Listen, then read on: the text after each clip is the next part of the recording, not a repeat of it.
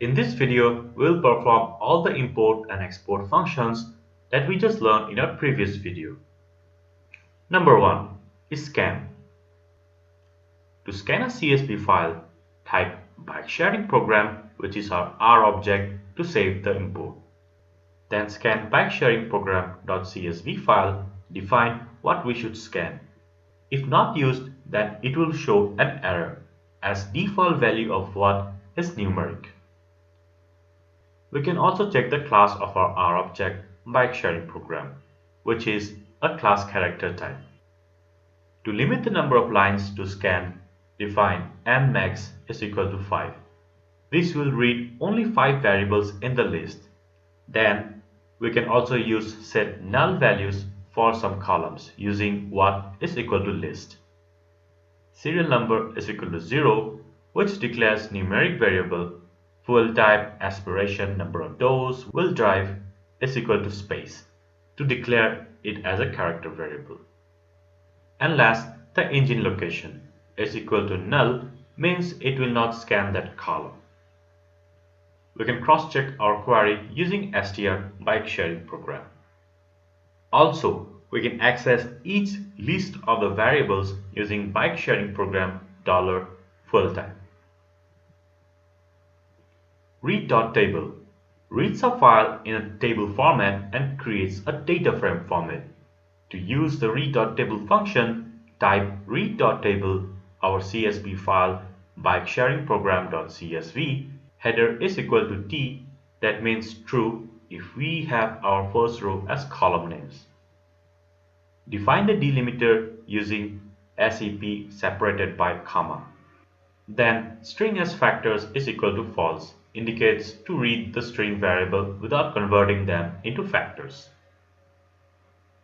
Redo the code with string as factors is equal to true to see the difference using str. Cross-check our query of reading the table is properly done or not. Type str the R object name bike sharing program. And remember this, that the output of read.table is always in a data frame, that is the data structure, and for the scan in list structure. In case if we don't have column names and their classes, we can also declare variables and column names separately using call.classes and call.names. First, store the column names and their classes separately in an R object like var types is equal to C serial number, character, full type character, aspiration character, number of doors character, will drive character, engine location character. Done. Now add in the R object while importing the dataset using call.names is equal to our R object var types.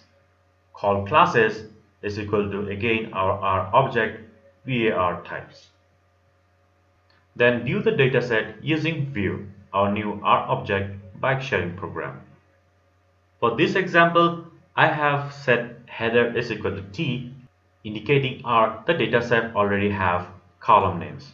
So R will do, it will override the header is equal to true with call.names code. Else, we will set as header is equal to false, indicating no column names in the dataset. Will result after the call.names values. Just redo the code using header is equal to false to get a clear picture of it. Next is read.delim function.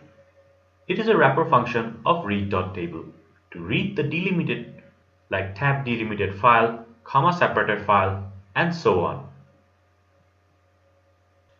Again, read.delim2 is the same as read.delim. The only difference is the default values of reading the decimal values. Next, we have read.csv function, the most commonly used function to read a CSV file. Again, it is a wrapper function of read.table. Let's view the data.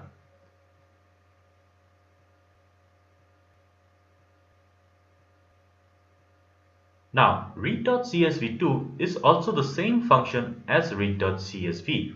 The only difference again is the default values of the DEC, the character used in the file for decimal points.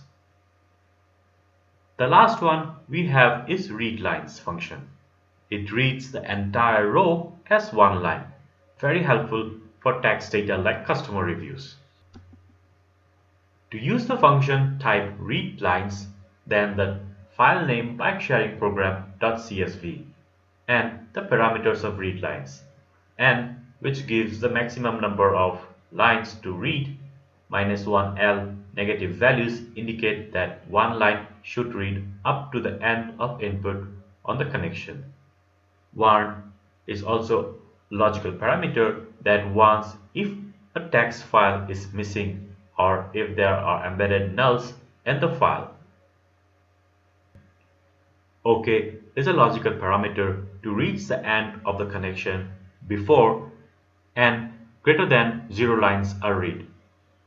If not, an error will be generated. Now type the R object bike sharing program to view the import.